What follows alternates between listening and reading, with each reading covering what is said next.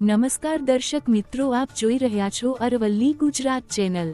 સાબરકાંઠા અને અરવલ્લી જિલ્લાના 4.5 લાખથી વધુ પશુપાલકો સાબર ડેરી દ્વારા દૂધનો ભાવફેર ન ચૂકવાતા ભારે મુશ્કેલીમાં મુકાયા છે।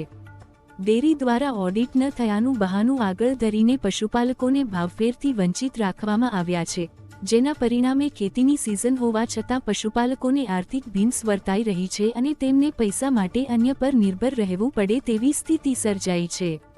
આ મામલે સાબર ડેરીનો ઘેરાવ થયા બાદ હવે બાયડના અપક્ષ ધારાસભ્ય ધવલસિંહ ઝાલા પશુપાલકોના સમર્થનમાં આવ્યા છે। ધવલસિંહ ઝાલાએ આજે સાબર ડેરીના ડિરેક્ટરોને 7 દિવસમાં ભાવફેર ચૂકવી દેવાની અપીલ કરી છે। તેમણે સ્પષ્ટપણે જણાવ્યું છે કે જો આ ભાવફેર નહીં ચૂકવાય તો તેઓ બાયડથી સાબર ડેરી સુધી પદયાત્રા યોજીને ડેરીનો ઘેરાવ કરશે।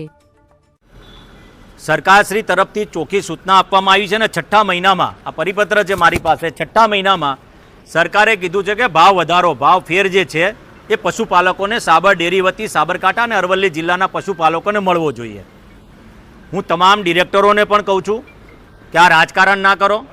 સરકાર તમારી પશુપાલકોની સાથે છે અને સરકારે ક્યાંય પણ આમાં રોલ ભજવ્યો નથી।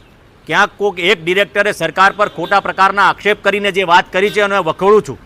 સાથે સાબર ડેરીના તમામ ડિરેક્ટરોને એક જાગૃત ધારાસભ્ય તરીકે મારા પશુપાલકો દુઃખી થઈ રહ્યા છે સાબરકાંઠા અને અરવલ્લી જિલ્લાના, એને ભાવફેર એક અઠવાડિયાની અંદર જો આપવામાં નહીં આવે તો ગાંધી ચિંધ્યા માર્ગે મારે સાબર ડેરીનો ઘેરાવો કરવો પડતો હશે તો પણ કરીશ।